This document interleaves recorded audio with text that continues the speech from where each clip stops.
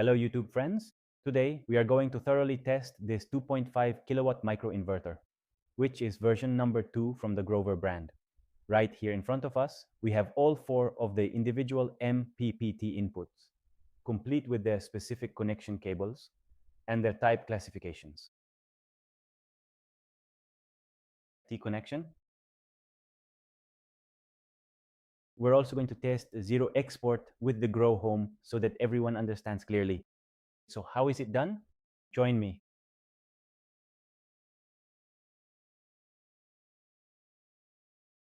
With this microinverter, there are 2 ways to communicate over the internet. So we have the chain link antenna, which is what will help us convert the radio frequency information to Wi-Fi. Why? These devices use radio frequency to achieve much greater communication distance. So let me show you. This is how the antenna for the microinverter comes packaged. When we open it up, it's basically a small antenna. With this, we will be able to connect it to the internet, but we won't be able to export zero. If we want to export zero, we need to. The Grow Home, which already includes its MFPTs and Wi-Fi radio frequency communication, can be connected via Ethernet, and we will have it installed for you to see. The dynamics will be as follows. I'm going to install this microinverter on the roof where we already have 4 solar panels, each one with 605 watts. And it will start injecting. We also have the Grow Home installed so you can see how zero export is done. So please, if you like this video, subscribe. Remember to have this tool on hand so you can open up our T and make the connections. For places where the line neutral voltage is 100 or 110 volts, we need to connect 2 lines and the ground in the middle. If our grid is 220 volts line to neutral, we only need to connect line, neutral, and ground. Also, remember to put on the cap if we're only going to use one microinverter so that water doesn't get in from the other side. That's it.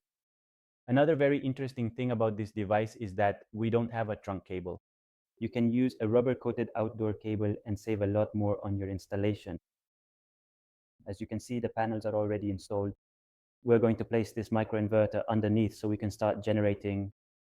The microinverter will be installed here. I'm going to remove the panel. This is how it looks installed. It already has its 4 MPPTs connected, it's grounding, and it's ready to generate. As you can see, our Grow Home is already installed. Here, it has its protection breakers, its communication antenna for both Wi-Fi and radio frequency, and we're going to open this box so you can see how the connection turned out. This installation has these 3 cables connected, which are line 1, line 2, line 3, and it also has the ground. Why? This house is 3-phase, but if your house is 2-phase, you only need to connect 2. Alternatively, if your specific house setup is configured with both a line and a neutral wire, then you should proceed to use line 1 along with the neutral connection. Within this section, we can also clearly observe its built-in protection system and its specific node. Furthermore, we have the ground wire located right here, and the ETs extend directly from this point all the way to the main connection hub.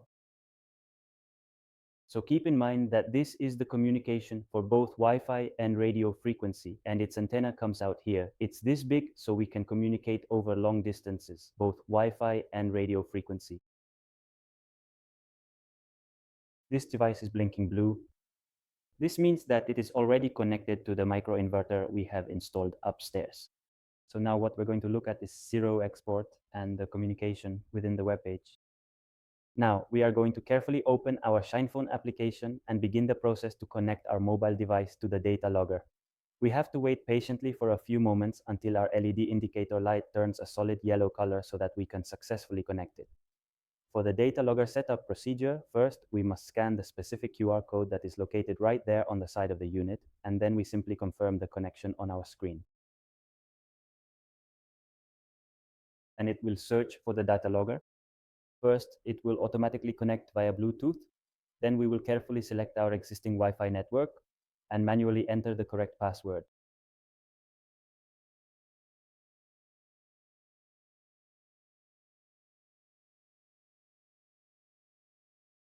After entering the password for our Wi-Fi, the system will attempt to establish a direct connection so that it can successfully proceed with the operation. We wait a few seconds for it to connect to the server, and as soon as we have a connection to the server, we will be able to add our microinverter. Please keep in mind that this specific microinverter is installed high up on our roof, so the physical distance for the signal will be quite long. And now, at this stage, we are going to add even more electronic devices, manage the radio frequency interference, and we are going to carefully proceed with the next steps. Well, first we have to enter the password. After it has been unlocked, we enter the inverter and simply incorporate it.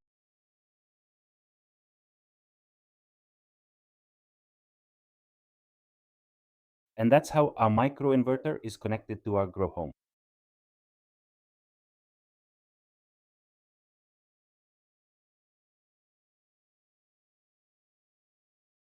And that's it. To finish, we are going to activate zero export. Therefore, what we need to do is navigate over to the system settings menu. Set the export limit, and we are going to turn it on.